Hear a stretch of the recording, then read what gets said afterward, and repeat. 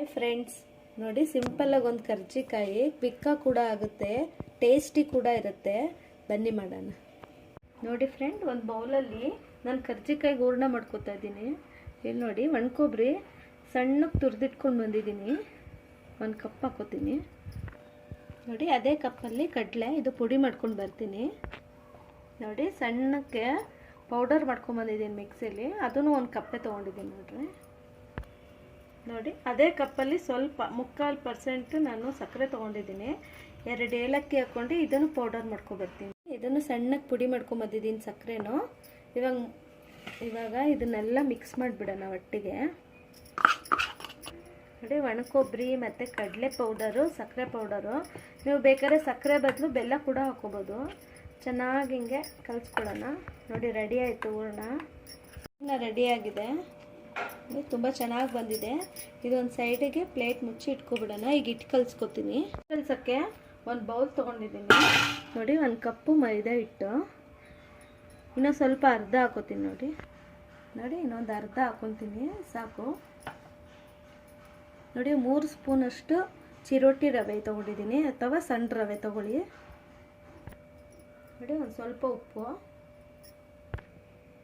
ನೋಡಿರಿ ಒಂದು 3 ಸ್ಪೂನಷ್ಟು ನಾನು ತುಪ್ಪ ಹಾಕೋತಿದ್ದೀನಿ, ಬಿಸಿ ಮಾಡಿ ಹಾಕೋತಾ ಇದ್ದೀನಿ. 3 ಅಥವಾ 4 ಸ್ಪೂನ್ ಹಾಕೊಳ್ಳಿ. ನೋಡಿ ಚೆನ್ನಾಗೆ ಮೈದಾ ಹಿಟ್ಟಿಗೂ ರವೆಗೂ ಚೆನ್ನಾಗಿ ಹಿಡಿಬೇಕು ಆ ತುಪ್ಪ, ಅಲ್ಲಿವರೆಗೂ ಚೆನ್ನಾಗಿ ಕಲಿಸ್ಕೊಳ್ಳಿ. ಹಿಂಗೆ ನಿಮಗೆ ಆವಾಗ ತುಂಬ ಕ್ರಿಸ್ಪಿಯಾಗಿ ಬರುತ್ತೆ. ನೋಡಿ ಹಿಂಗೆ ಚೆನ್ನಾಗೆ ತುಪ್ಪ ಎಲ್ಲದಕ್ಕೂ ಹಿಡಿಬೇಕು, ಅಲ್ಲಿವರೆಗೂ ಕಲಿಸ್ಕೊಳ್ಳಿ ಚೆನ್ನಾಗಿ.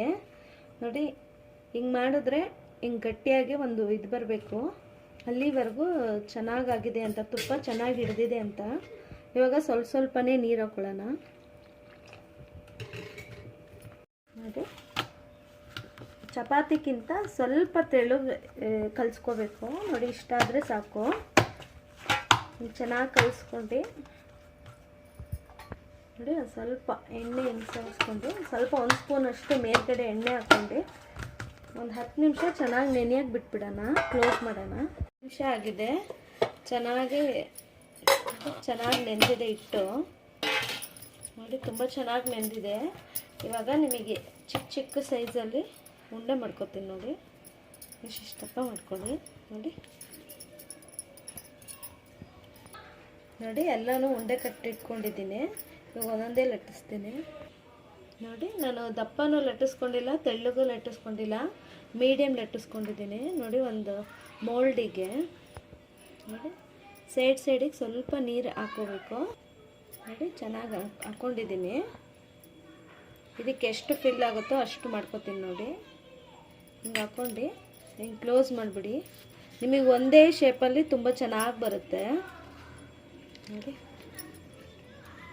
ತುಂಬ ಚೆನ್ನಾಗಿ ಬಂದಿದೆ. ನೋಡಿ ಎಲ್ಲ ಹೀಗೆ ಮಾಡ್ಕೊತೀನಿ. ನೋಡಿ ಎಲ್ಲನೂ ಹೀಗೆ ಮಾಡ್ಕೊಂಡಿದ್ದೀನಿ. ಇವಾಗ ಎಣ್ಣೆಲಿ ಫ್ರೈ ಮಾಡ್ಕೊತೀನಿ. ನೋಡಿ ಎಣ್ಣೆ ಬಿಸಿ ಮಾಡೋಕೆ ಇಟ್ಕೊಂಡಿದ್ದೀನಿ. ಇವಾಗ ತುಂಬ ಸಿಮ್ಮು ಬೇಡ, ಹೈಯೂ ಬೇಡ, ಮೀಡಿಯಮಲ್ಲಿ ಫ್ರೈ ಮಾಡ್ಕೊತೀನಿ. ನೋಡಿ ಒಂದೊಂದೇ ಫ್ರೈ ಮಾಡ್ಕೊಳ್ಳಿ, ಒಂದೊಂದೇ ಹಾಕ್ಕೊಳ್ಳಿ. ಈ ಬಾಣಲಿಲಿ ಎಷ್ಟು ಹಿಡಿಯುತ್ತೋ ಅಷ್ಟು ಹಾಕ್ಕೋಬೇಕು. ಎಲ್ಲ ಒಟ್ಟಿಗೆ ಹಾಕ್ಕೊಂಡ್ರೆ ಚೆನ್ನಾಗಿ ಅನಿಸಲ್ಲ. ನೋಡಿ ಒಂದೊಂದೇ ನಿಧಾನಕ್ಕೆ ಹಿಂಗೆ ತಿರುಗಿಸ್ಕೊಳ್ಳಿ. ಚೆನ್ನಾಗಿ ಬೇಯಲಿ ಇದು. ನೋಡಿ ಚೆನ್ನಾಗಿ ಫ್ರೈ ಆಗಿದೆ ಇದು. ಇವಾಗ ನಿಧಾನಕ್ಕೆ ತೆಗಿತೀನಿ. ನೋಡಿ ತುಂಬ ಚೆನ್ನಾಗಾಗಿದೆ. ಬೇಕಾದ್ರೆ ಇನ್ನೂ ಸ್ವಲ್ಪ ಕಲರ್ ಬರೋದಾದರೆ ಬರ್ಸ್ಕೋಬೋದು ನೀವು. ತುಂಬ ಬ್ರೌನಿಶ್ ಇಷ್ಟೇ ಸಾಕು ಇದಕ್ಕೆ, ಇದೇ ಚೆನ್ನಾಗಿ ಅನಿಸುತ್ತೆ. ನೋಡಿ ಇನ್ನೊಂದು ಸಲಿನೂ ಹಾಗೆ ಫ್ರೈ ಮಾಡ್ಕೊಳ್ಳಿ. ನೋಡಿ ಫ್ರೆಂಡ್, ರೆಡಿಯಾಗಿದೆ ಕರ್ಜಿಕಾಯಿ. 1.5 ಕಪ್ಪಿಂದ 20 ಕರ್ಜಿಕಾಯಿ ಆಗಿದೆ. ತುಂಬ ಟೇಸ್ಟ್ ಆಗಿದೆ, ಬೇಗ ಕೂಡ ಆಗುತ್ತೆ, ಕ್ವಿಕ್ಕಾಗಿ ಆಗುತ್ತೆ. ಒಂದ್ಸಲಿ ಟ್ರೈ ಮಾಡಿ, ಹೇಗೆ ಬಂತು ಅಂತ ನಮಗೆ ಕಮೆಂಟ್ ಮಾಡಿ. Thank you.